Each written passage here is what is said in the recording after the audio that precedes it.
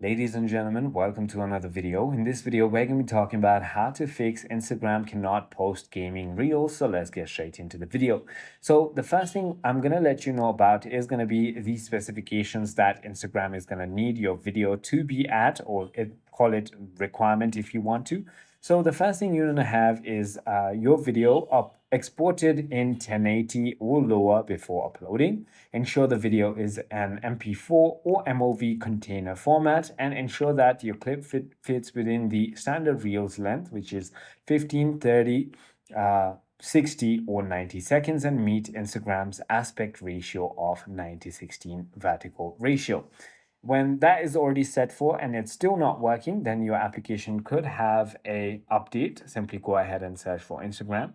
Simply go ahead and search for Instagram on App Store or Play Store and click on the update button. If that is not the case, simply uninstall and reinstall the application, which should go ahead and fix your problem. I hope this video clarifies everything for you. If you have further more queries, feel free to comment down below and I'll see you on the next one.